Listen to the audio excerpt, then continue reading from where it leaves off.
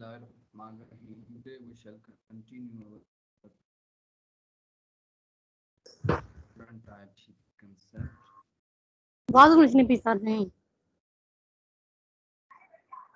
First species that is evolutionary species concept. There are different scientists who find different definition for evolutionary species concept. And according to Simpson, in 1961, he defined it as an evolutionary species is a lineage that an ancestral descendant sequence of populations evolving separately from others and with its evolutionary goal and tendencies. And there is another scientist who is known as Willie, and he described in 1978 the evolutionary species concept, and he had provided a revised definition of the species concept. He stated that an evolutionary species or a simple or a single lineage of ancestral descendant population which draws its identity from other such lineages and has its own evolutionary tendencies and historical fact. Existence of separate evolutionary lineage means that an important factor affecting their success and survival may be the success and survival of the other such lineages. Evolutionary species does not consider the criteria of interbreeding. It is observed that various species have different roles in their niche. This role cannot be observed in a series of dead specimens, recent or fossils kept in a museum.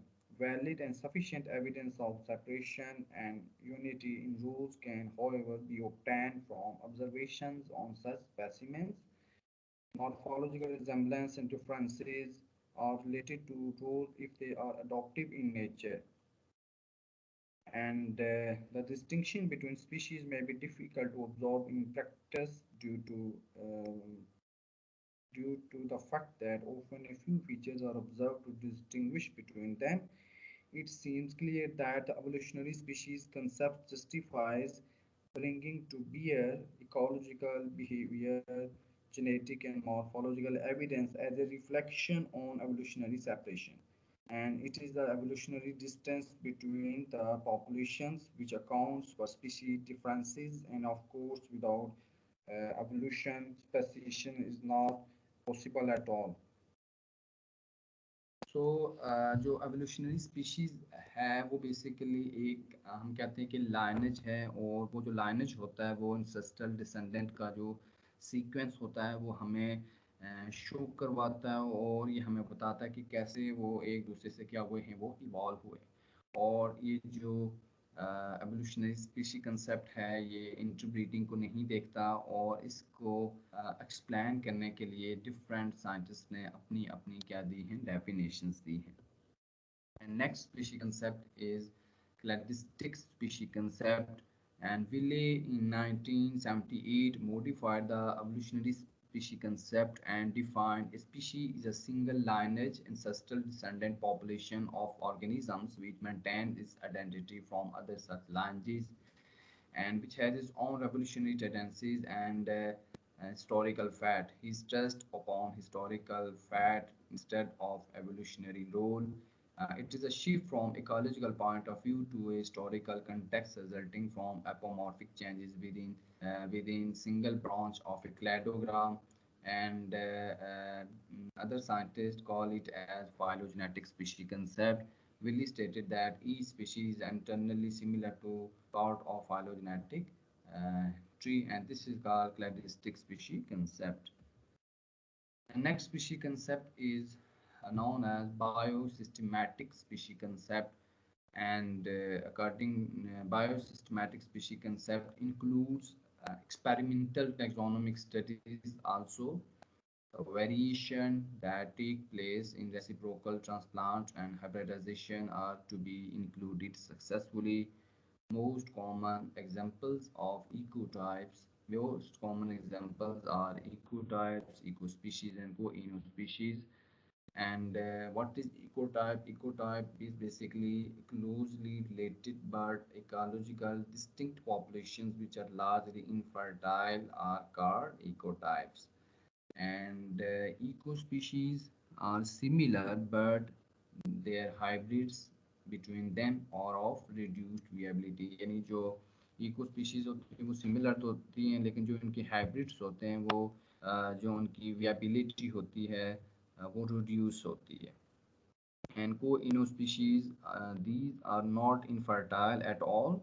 Those complex of species which cannot be sorted out taxonomically from a population and in which there is hope of eventual resolution are called species aggregates or microspecies and species group or superspecies. And chronospecies is a basically species that is derived from sequential development pattern which involves continual and uniform changes from an extinct ancestral form on an evolutionary scale is known as chronospecies. Mostly जो chronospecies होती हैं वो हमारे पास जो fossilised species होती हैं हम उनको क्रोनोस्पीशीज़ के अंदर प्लेस्ड करते हैं, क्योंकि जो हमारा बायोलॉजिकल स्पीशी कंसेप्ट है वो बहुत सारे स्पीशी के ऊपर तो अप्लाई होता है, लेकिन जो हमारी फॉसिलाइज्ड स्पीशीज़ या जो हमारे पास फॉसिल फॉर्म के अंदर जो हमारे पास different type of species present हैं उनके ऊपर बायोलॉजिकल स्पीशी कंसेप्ट अप्लाई नहीं होता. तो मैंने आपको चूँकि बताया कि जो हमारे पास कोई भी ऐसी एक यूनिवर्सल डेफिनेशन नहीं है जो हम किसी भी जो हमारे जो सब बायोडाइवर्सिटी के ऊपर या जो हमारे पास different type of species present हैं उनके ऊपर अप्लाई कर सकें. फिर मोस्टली हम to categorize different type of species, we use biological species concept, which is applied on large number of species that are present on Earth. But there are some species on which biological species concept cannot be applied, and one of them is called fossilized species that are present in a form of fossils. And to explain these fossils or extinct species, we use chronospecies, and chronospecies basically consist of a series that are derived from a sequential development pattern which involves continental and uniform changes from an extinct ancestor form on an evolutionary scale. तो जो उसको हम क्रोनोस्पीशीज़ कहते हैं, और क्रोनोस्पीशीज़ जो हमारे पास जो फोसिलाइज्ड स्पीशीज़ हैं हम उनको एक्सप्लेन करने के लिए क्रोनोस्पीशीज़ को यूज़ करते हैं, ताकि जो चूँकि जो अगर आप अदर स्पीशी कंसेप्ट उनके ऊपर अप्लाई करेंगे तो वो अदर स्पीशी कंसेप्ट क्रोनोस्पीशी जो हमारे पास फोसिलाइज्ड जो हमारे पास एक्सटिंक्ट स्पीशी उनके ऊपर अप्लाई नहीं होंगे, क्योंकि वो भी स्पीशीज़ हैं वो बेशक एक्सटिंक्ट हो चुके हैं, लेकिन वो एक टाइम के अंदर हमारे इकोसिस्टम के अंदर प्रेजेंट थी, वो एक सेपरेट उनकी आइडेंटिटी थी. तो ऐसी स्पीशीज़ को भी हम एक्सप्लेन करने के लिए क्रोनो स्पीशीज़ को उनको क्रोनो स्पीशीज़ के अंदर प्लेस करते हैं. क्रोनो स्पीशीज़ के अंदर मोस्टली जो हमारे पास फॉसिलाइट या जो हमारे पास एक्सटिंक्ट स्पीशीज़ हैं हम उनको क्रोनो स्पीशीज़ के अंदर क्या करते हैं, प्लेस कर देते हैं. And next is keystone species. And keystone species is a species which has this proportionally large effect on its natural environment relative to its abundance. यानी keystone species ऐसी species होती है जो एक ecosystem के अंदर अगर हम उसकी abundance को देखेंगे, नंबर को देखें तो वो इतनी ज़्यादा नहीं होगी, लेकिन जो उसका रोल होगा अगर हम उसको उस पर्टिकुलर टाइप ऑफ इन्वायरमेंट से निकाल देंगे तो फिर जो वो स्पीशी है की स्टोन स्पीशी उसका इम्पेक्ट क्या होगा, ज़्यादा होगा. तो ऐसी स्पीशीज़ को हम की स्टोन स्पीशीज़ कहते हैं. एंड की the concept of keystone species is introduced in 1968 by a zoologist which is known as Robert T Paine. यानी जो हमारे पास की स्टोन स्पीशीज़ का जो कंसेप्ट है उसको रॉबर्ट टी पेन ने 1969 के अंदर क्या किया था, जो है उसने इस कंसेप्ट को दिया था. और हम किस स्पीशी को की स्टोन स्पीशी कहते हैं, यानी की स्टोन स्पीशी ऐसी स्पीशी होगी जो जो एक इकोसिस्टम के अंदर एक major role, important role play करेगी, और वो बहुत सारी और स्पीशीज़ को भी रेगुलेट करेगी इकोसिस्टम के अंदर। और अगर हमारे पास की स्ट्रॉन्ग स्पीशीज़ होंगी तो इकोसिस्टम एक प्रॉपर फंक्शनिंग के अंदर परफॉर्म करेगा। और अगर हम की स्ट्रॉन्ग स्पीशीज़ को एक इकोसिस्टम में से निकाल देंगे तो वो जो इकोसिस्टम होगा उसकी वर्किंग जो होगी या जो उसके अंदर डिस्टर्बेंस होगी उस स्पीशी को निकालने की वजह से वो बढ़ जाएगी। और जो हमारे पास की स्ट्रॉन्ग स्पीशीज़ होती हैं वो हमारे पास डिफरेंट टाइप ऑफ इकोसिस्टम्स होते हैं, और हर इकोसिस्टम के लिए ज़रूरी नहीं है कि एक ही की स्ट्रॉन्ग स्पीशी हो। हर इकोसिस्टम की अपनी अपनी की स्ट्रॉन्ग स्पीशीज़ होती हैं। And such species are described as playing a critical role in managing uh, the structure of an ecological community। यानी ये जो हमारे पास की स्ट्रॉन्ग स्पीशीज़ होती हैं ये एक इम्पॉर्टेंट रोल प्ले करती हैं जो हमारी इकोलॉजिकल कम्युनिटी है उसको बैलेंस करने के अंदर, and affecting many other organisms in an ecosystem and helping to determine the types and uh, numbers of variations, uh, number of various other species in the community. Without key strong species, the ecosystem would be dramatically different or cease to exist altogether. Such keystone species such as wolf or all are also apex predators. The role that a keystone species plays in ecosystem is analogous to the role of keystone in an arch. While the keystone is under the least pressure of any of the stones in an arch, the arch still collapses without it. Similarly, an ecosystem may experience a dramatic shift if a keystone species is removed, even though the species was a small part of the ecosystem by measures of total biomass or productivity. It became a popular concept in conservation biology, although along with flagship and umbrella species, although the concept is valued as a descriptor for particularly strong interspecies interactions, and it was allowed easier communication between ecologists and conservation policymakers. It has been criticized for overwhelming complex ecological systems. तो जो हमारे पास की strong species हैं वो ऐसे species हैं जो ecosystem की फंक्शनिंग के लिए हम कह सकते हैं एक इम्पॉर्टेंट रोल प्ले करती हैं।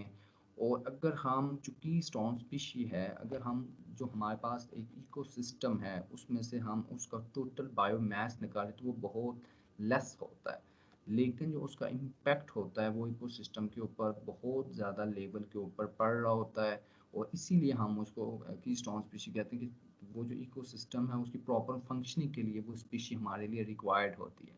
और अगर हम उस स्पीशी को उस प्रॉपर इकोसिस्टम से निकाल देंगे तो फिर इकोसिस्टम ख़त्म नहीं होगा, लेकिन उसके अंदर जो फंक्शनिंग है उसकी इकोसिस्टम की वो क्या होगी, वो डिस्टर्ब हो जाएगी। इसीलिए जो हमारे पास की स्ट्रॉन्ग स्पीशी का कंसेप्ट है वो जो है कंजर्वेशन बायोलॉजी के अंदर अलॉन्ग विद फ्लैगशिप स्पीशीज़ और अम्ब्रेला स्पीशीज़ के अंदर ये यूज़ होता है। और ये जो कंसेप्ट है ये इंट्रोड्यूस्ड हुआ था 1969 के अंदर। और ये बेसिकली जो हमारे पास डिफरेंट टाइप ऑफ स्पीशीज़ जो एक इकोसिस्टम के अंदर रहती हैं उनकी इम्पोर्टेंस एक की स्ट्रॉन्ग स्पीशीज़ हमें इंडिकेट करता है। और जो डिफरेंट टाइप ऑफ इकोसिस्टम्स हैं उनके अंदर डिफरेंट टाइप ऑफ की स्ट्रॉन्ग स्पीशीज़ क्या होती हैं वो प्रेजेंट होती हैं। And when we talk about example of keystone species, and example of keystone species is sea star. And a keystone species is an organism that helps define an entire ecosystem.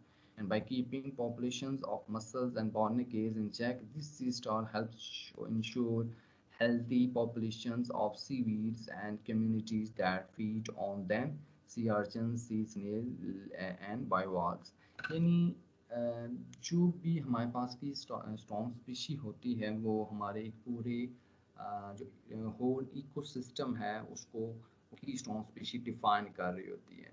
और मैंने कहा है आपको कि अगर हम, क्योंकि हमारी जो भी इकोसिस्टम है उसके अंदर नेचर ने एक बैलेंस रखा होता है, और जो भी स्पीशीज़ हैं वो एक दूसरे को रेगुलेट कर रही होती हैं, कंट्रोल कर रही होती हैं, क्योंकि उनको फूड स्पेस शेल्टर के लिए वो एक दूसरे के साथ इंटरेक्ट कर रही होती हैं। तो जो हमारे पास सी स्टार है ये एक की स्टोन स्पीशी का रोल प्ले करता है, जो और जहाँ पे ये की स्टोन स्पीशी के तौर पे प्रेजेंट होती है, तो ये इंटायर इकोसिस्टम की हेल्थ के लिए ये नेसेसरी है। क्योंकि अगर सी स्टार को प्रॉपर नंबर के अंदर होगा तो ये जो पॉपुलेशन मसल्स की होती हैं और जो बारना केज की होती हैं, इनको ये चेक करता है, और ये जब चेक के अंदर होंगे तो this sea star helps ensure healthy population of seaweeds and other community that feed on them. और इसकी वजह से फिर जो हमारे पास सीवीड्स और अदर कम्युनिटी जो इनके ऊपर फीड करती हैं वो क्या होंगी, बैलेंस होंगे। तो अगर हम सी स्टार को निकाल देंगे उस इकोसिस्टम में से तो फिर जो मसल्स और बारना की पॉपुलेशन जब वो इंक्रीज हो जाएगी, वो जब इंक्रीज होगी तो वो इकोसिस्टम के अंदर एक डिस्टर्बेंस लाएंगे। इसलिए हम कह सकते हैं कि जो सी स्टार है वो एज की स्टोन स्पीशी के तौर पे अपना रोल प्ले करता है, और जो मसल्स और अदर बारना केल्स हैं उनकी पॉपुलेशन को ये कंट्रोल करता है।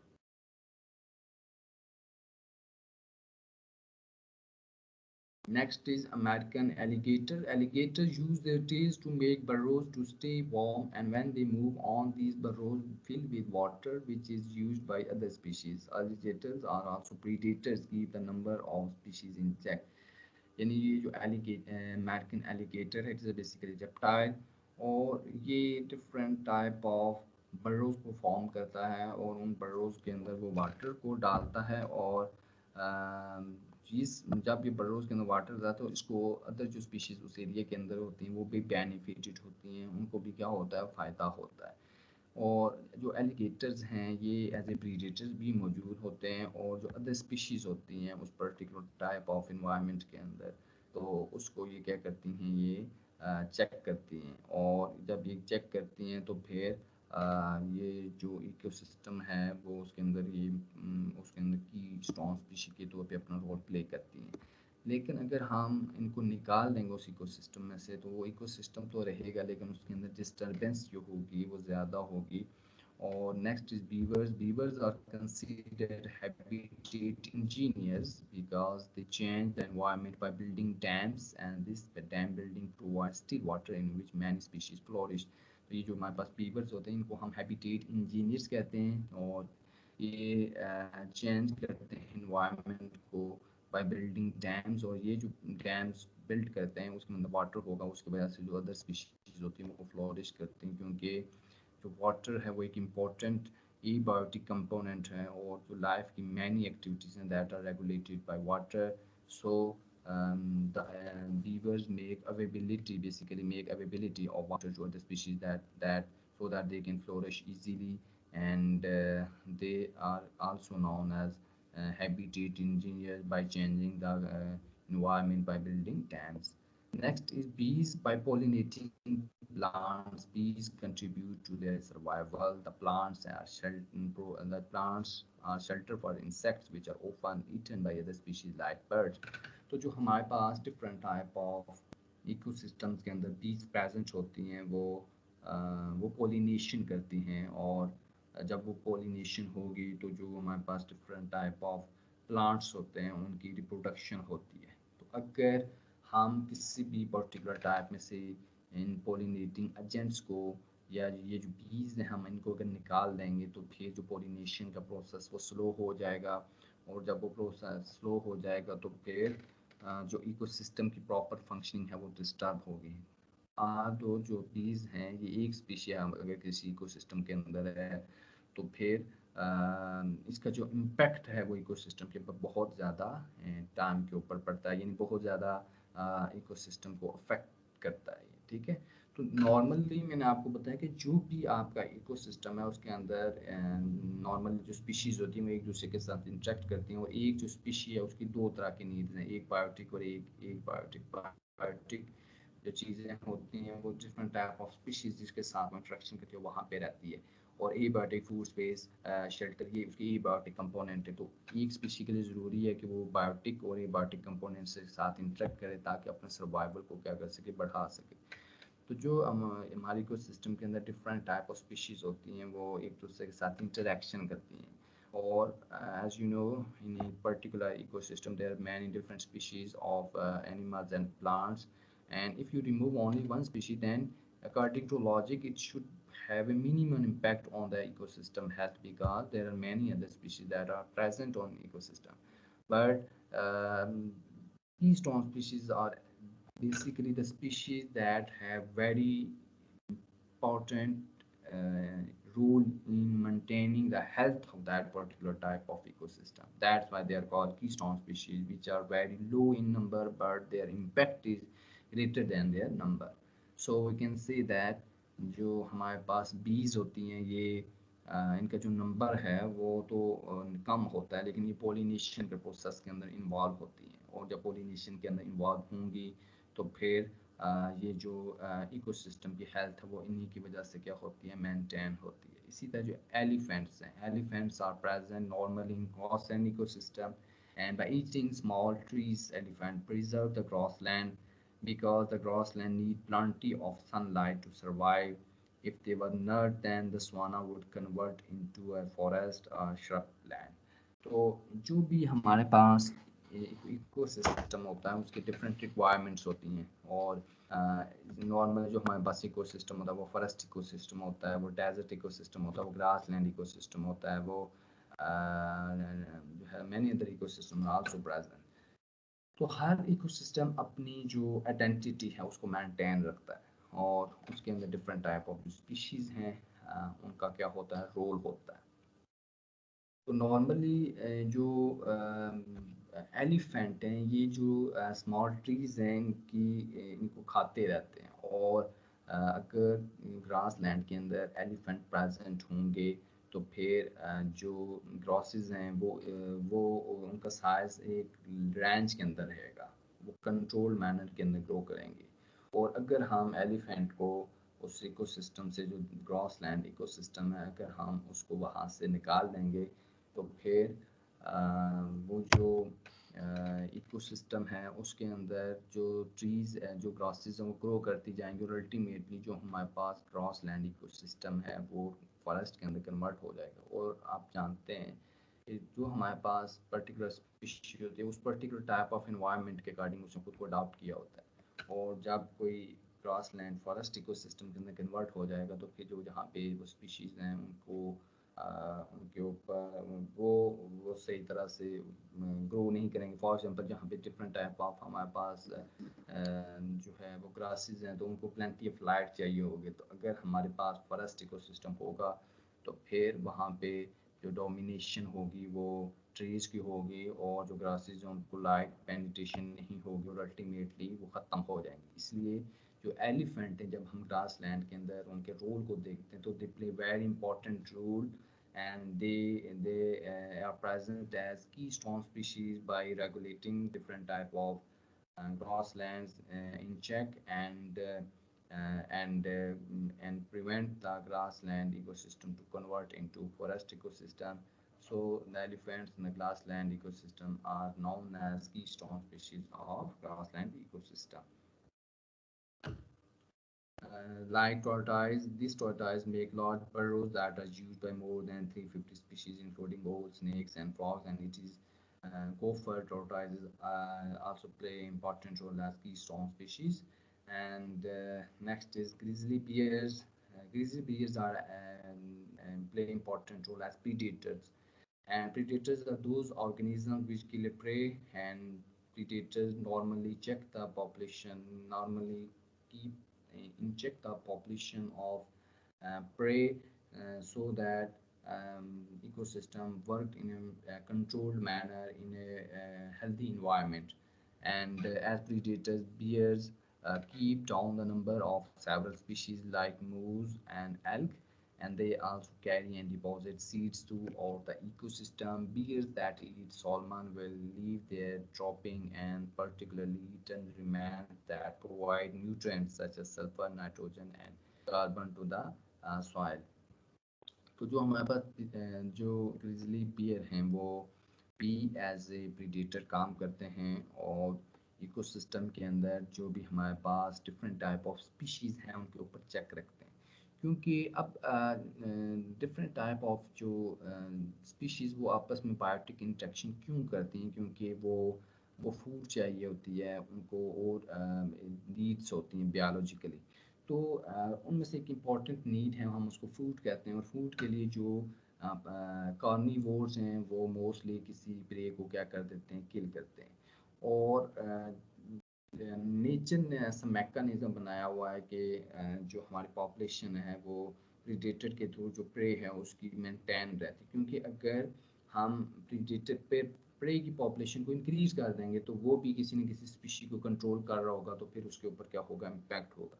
तो हर स्पीशी एक इकोसिस्टम के अंदर स्मूथ फंक्शनिंग के अंदर अपना रोल प्ले करती है, और अगर हम इस इकोसिस्टम के अंदर एक स्पीशी को निकाल लेंगे जो इम्पोर्टेंट है, जो बहुत सारी स्पीशीज़ को कंट्रोल करे, तो हम उसको कीस्टोन स्पीशी कहेंगे। नॉर्मली भी जो भी आपका इकोसिस्टम है, अगर आप उसमें से कोई भी स्पीशी निकालेंगे तो उसका एक रोल होगा, उसका एक इम्पैक्ट होगा।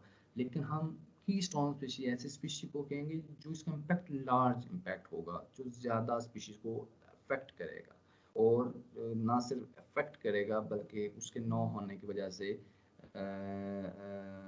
जो है जो उसको ना होने की वजह से इकोसिस्टम की हेल्थ है वो क्या हो जाएगी, वो प्रॉपर नहीं रहेगी, वो उसकी हेल्थ ड्रॉप हो जाएगी, या उसकी जो स्टेबिलिटी है वो क्या हो जाएगी, रिड्यूस हो जाएगी।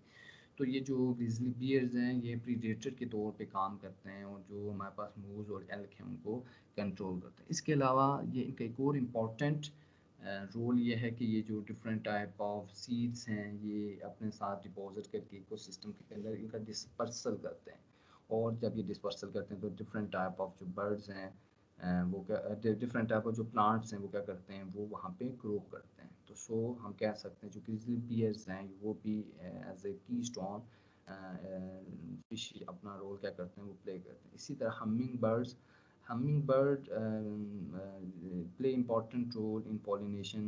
That is the reason hummingbirds are a keystone species. In places where number of hummingbirds are slow, other species of plant will take over the ecosystem.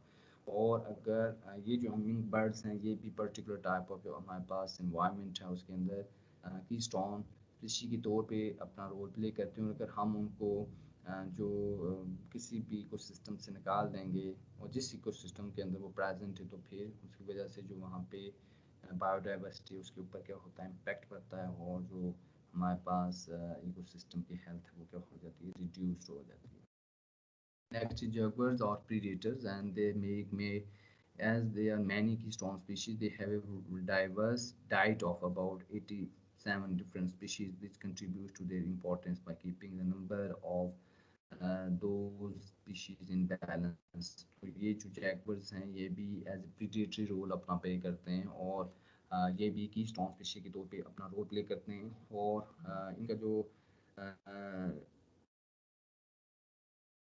और जो इनकी डाइट है वो 87 जो स्पीशीज़ हैं उनके ऊपर कंसिस्ट करते हैं। इसका मतलब ये है कि ये बहुत ज़्यादा जो स्पीशीज़ हैं उनके ऊपर इनकी प्रेफरेंस पर डाइट है, और उसकी वजह से क्या होगा कि जितनी ज़्यादा ये प्रेफरेंस डाइट के लिए रखते हैं इतनी ही ज़्यादा जो स्पीशीज़ होंगे उस पर्टिकुलर इकोसिस्टम के अंदर, उसके अंदर ये जैगवर्स जो होंगे उनकी पॉपुलेशन को रेगुलेट करेंगे, उनको एक नॉर्मल साइज़ के अंदर स्टेबल पॉपुलेशन रखेंगे, और इकोसिस्टम फिर क्या करेगा, प्रॉपर फंक्शनिंग परफॉर्म करेगा। Next is mountain lions. These predators cover large areas and influence many species, and their prey will alter where they eat and live because of mountain lions. Spongers are also affected by mountain lion activity, and these are also basically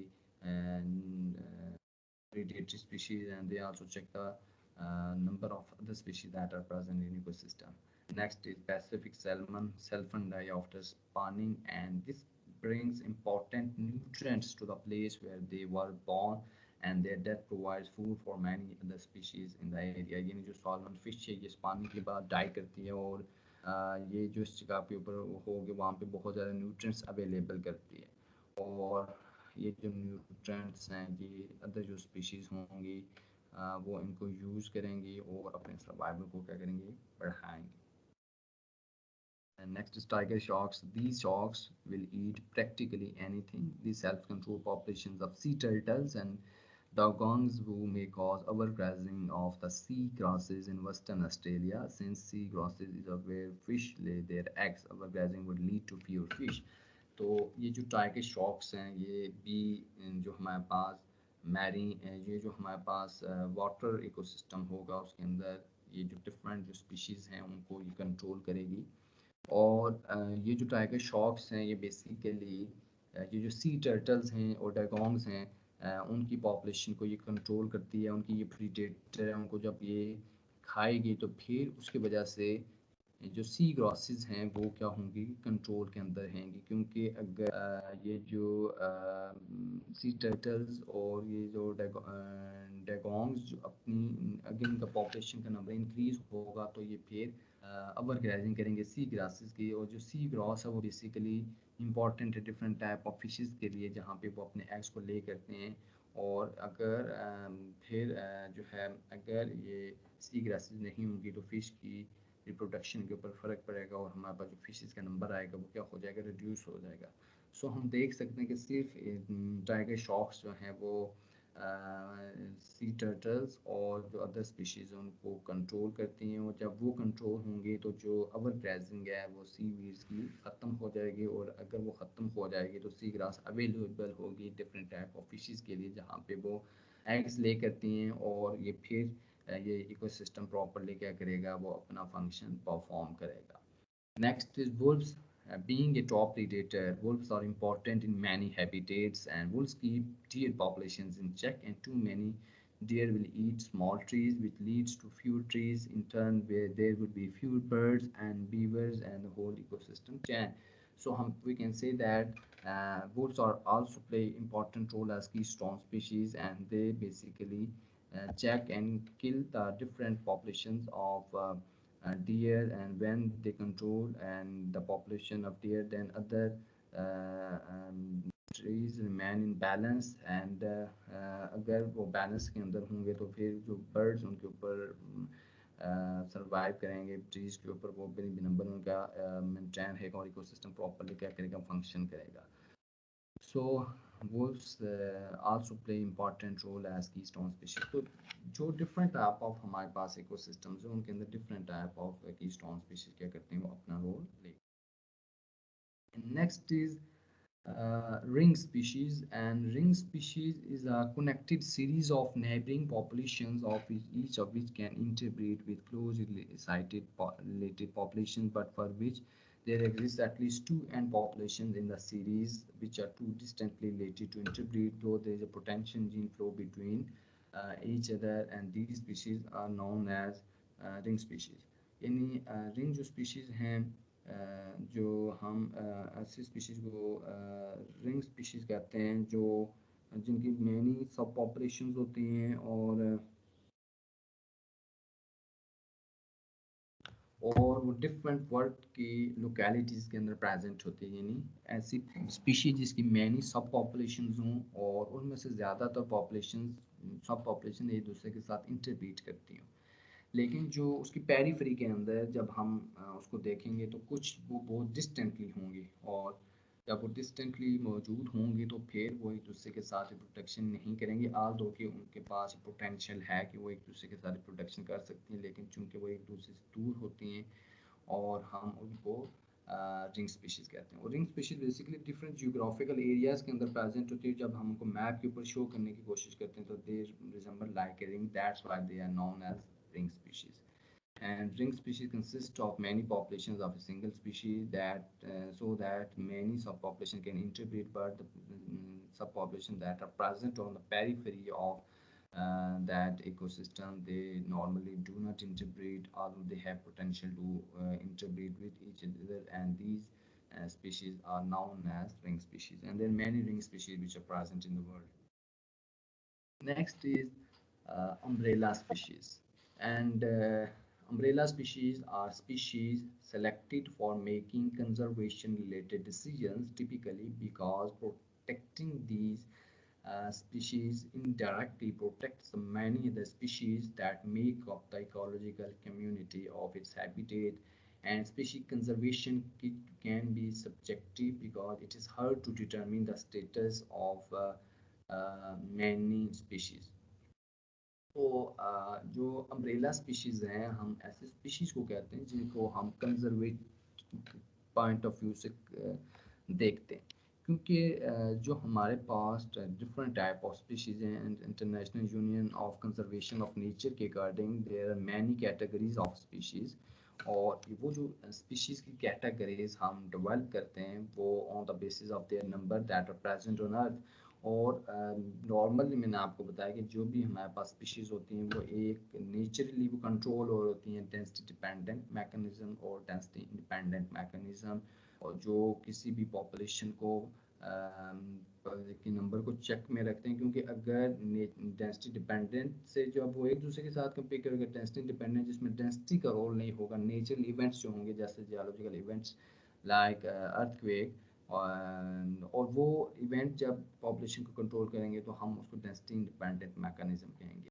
तो normally जो ecosystem के अंदर resources वो limited होते हैं और ecosystem जो है वो एक जो स्पीशी है वो दूसरी स्पीशी को कंट्रोल कर रही होती है। लेकिन जब इंसान की एक्टिविटीज़ की वजह से जो हमारी स्पीशीज़ हैं उनके ऊपर बर्डन पड़ता है तो फिर उनका नंबर रिड्यूस होना शुरू हो जाता है। Like for example we destruct habitat which is available for different species. तो जब ह्यूमन हैबिटेट को डिस्ट्रक्ट करेंगे तो फिर वहाँ पे जो डिफरेंट टाइप ऑफ स्पीशीज़ होंगी उनका जगह ख़त्म हो जाएगी, उनके रहने के लिए जगह नहीं होगी तो वो अल्टीमेटली ख़त्म हो जाएंगी। तो habitat destruction is one of the major reason of the species extinction in the world. तो फिर स्पीशीज़ क्या होंगे एक्सटेंट। अब क्यों इंसान क्यों उस टेरिटरी के अंदर जाता है, क्योंकि day by day human population increase हो रही है तो ह्यूमंस की नीड्स को पूरा करने के लिए ह्यूमन अपनी टेरिटरी से डिफरेंट टेरिटरीज जो फॉरेस्ट है वहाँ पे मूव कर रहे हैं, अदर टेरिटरीज के अंदर भी जा रहे हैं। तो फिर वहाँ पे जो स्पीशीज़ हमारी वाइल्ड के अंदर प्रेजेंट है उनके ऊपर एक बर्डन पड़ता है और उनकी जो फंक्शनिंग है वो अफेक्ट होती है। क्योंकि हम कहते हैं कि जो different type of species हैं वो they are very important for ecological point of view because they control many of the species that are present in ecosystem। तो जो स्पीशी हर एक इकोसिस्टम के अंदर स्पीशी है उसका एक रोल है और वो दूसरी स्पीशी को कंट्रोल कर रही है। लेकिन हमारी एक्टिविटीज़ की वजह से जो स्पीशीज़ का नंबर है वो रिड्यूस हो रहा है। यानी अगर हम हंटिंग कर रहे हैं, अगर हम जो पोल्यूशन काज कर रहे हैं, जो हैबिटेट डिस्ट्रक्ट कर रहे हैं उसकी वजह से डिफरेंट जो स्पीशीज़ हैं उससे वो अफेक्ट हो रही हैं और उसकी वजह से उनका नंबर रिड्यूस हो रहा है।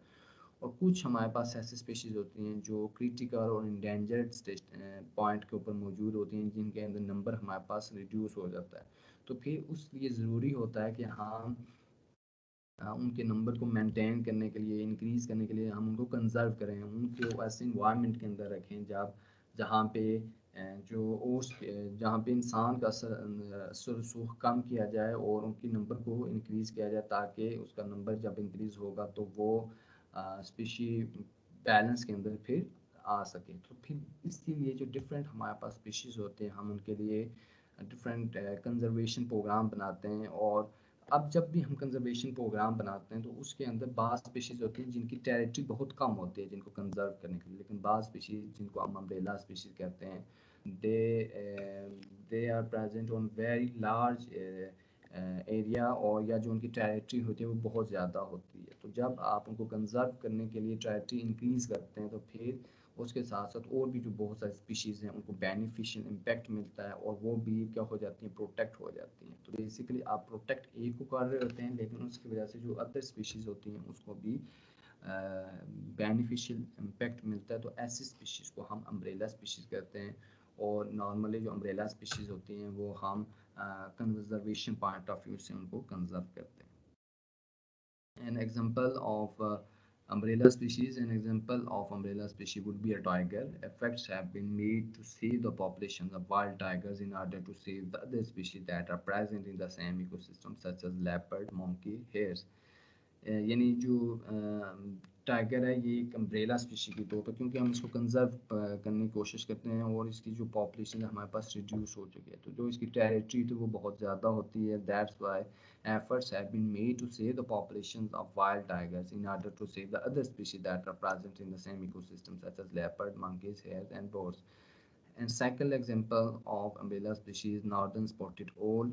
And when we conserve the northern spotted owl that is present on northern territory, then other mollusks and salamanders that are present in that range also protect, while we protect the northern spotted ओल। यानी जो northern spotted ओल है, जब हम उसको conserve करने की कोशिश करते हैं जिस इको सिस्टम के अंदर हम उसको रखते हैं, तो उसकी वजह से जो हमारे पास जो अदर स्पीशीज़ हैं वो भी हमारे पास बेनिफिशियल इम्पैक्ट ले रही होती है, तो ऐसी स्पीशीज़ को हम अम्ब्रेला स्पीशीज़ कहते हैं। Next is indicator species. And indicator species are organisms, often microorganisms, are plant that serve as measure of the environmental conditions that exist in a given locality. For example, grass, greaseboard indicates saline snail, mosses often indicate stick sail, and tubifax worms indicate oxygen poor and stagnant water unfit to drink. The presence of certain species of plants suggests how well other species might grow in the same place. That species are called indicator species. Indicator species जो होती हैं वो कोई micro organism हो सकता है, वो कोई प्लांट हो सकता है जो हमें किसी भी पर्टिकुलर टाइप ऑफ एनवायरनमेंट की हेल्थ के बारे में बताता है। तो जब उस इन्वायरमेंट के अंदर वो particular type of species present होगी तो हम उसको इंडिकेटर स्पीशी कहेंगे। मसलन अगर आपका एक बेसिक आपका एक जो है इकोसिस्टम का एक बायोटिक कंपोनेंट होते हैं, तो वो आपको उसकी हेल्थ के बारे में बताते हैं। तो जब आपकी मोसिस किसी एरिया के अंदर ज़्यादा ग्रो करेंगे तो वो उसका मतलब क्या होगा कि वो स्टिक सॉइल है, और उसकी फिर जब आपको पता चलेगा स्टिक सॉइल का, तो वो ओवरऑल हेल्थ हो सकता है वो नेचुरली स्टिक ना हो, लेकिन हमारी एक्टिविटीज़ की वजह से वहाँ पे वो स्टिक सॉइल डेवलप हो रही हो, तो वो हमें उस पर्टिकुलर टाइप ऑफ इकोसिस्टम की हेल्थ के बारे में इंफॉर्मेशन होगी। इसी तरह जो हमारे पास टू बी इफेक्ट फॉर्म्स होते हैं वो हमें ऑक्सीजन पुअर और स्टेगनेंट वाटर की निशानदेही करते हैं जो अनफिट होता है। यानी जो ट्यूबीफैक्स हो वॉर्म्स हैं वो ऐसे वाटर के अंदर होता है जहाँ पे ऑक्सीजन कम और खड़ा पानी हो जो ड्रिंकिंग के लिए बेनिफिशियल नहीं होता उसमें प्रेजेंट होती हैं, उस वक्त वो ग्रो कर रही होती हैं। तो वो आपको ये इंडिकेशन होगा कि आपका इकोसिस्टम सही वर्किंग के अंदर नहीं है। तो कोई भी स्पीशीज जो हमें इकोसिस्टम की हेल्थ के में बारे में बताए, तो ऐसे स्पीशीज़ को हम इंडिकेटर स्पीशीज़ कहते हैं। और ये जो इंडिकेटर स्पीशीज़ होते हैं ये कोई माइक्रो ऑर्गेनिज्म हो सकता है, ये कोई प्लांट हो सकता है। Next is flagship species. Flagship in conservation biology, flagship species is a species chosen to raise support for biodiversity conservation in a given place or social context. Example panda, यानी जो ऐसे स्पीशीज़ जिनको हम use करके public की attention को हासिल कर सकते हैं, हम उनको फ्लैगशिप स्पीशीज़ कहते हैं। फॉर एग्जांपल जो पांडा है ये एक फ्लैगशिप स्पीशी है, और ये जो फ्लैगशिप स्पीशीज़ हैं इनको हम यूज़ करके कंजर्वेशन कर सकते हैं, क्योंकि अगर पांडा जो है उसकी वर्ल्ड के अंदर जो पॉपुलेशन वो रिड्यूस हो चुकी है, तो फिर उसको फ्लैगशिप स्पीशी बनाया गया, उसकी वजह से लोग इसकी तरफ अट्रैक्ट हुए। और जब कोई भी हम फ्लैगशिप स्पीशी डेवलप करते हैं तो फिर उसकी वजह से हमारे पास रिसोर्स आता है, और उस रिसोर्स को हम अदर जो हमारे पास जो स्पीशीज़ हैं हम उनको भी यूज़ करके कंजर्व कर सकते हैं। तो दो species that attract the attention of people are called flagship species. An example of flagship species panda, and these species are very helpful from conservation point of view. And through flagship species we can generate a large number of revenue, and that revenue can be used to conserve many other species that are present in ecosystem. And this is all about our different type of species concept.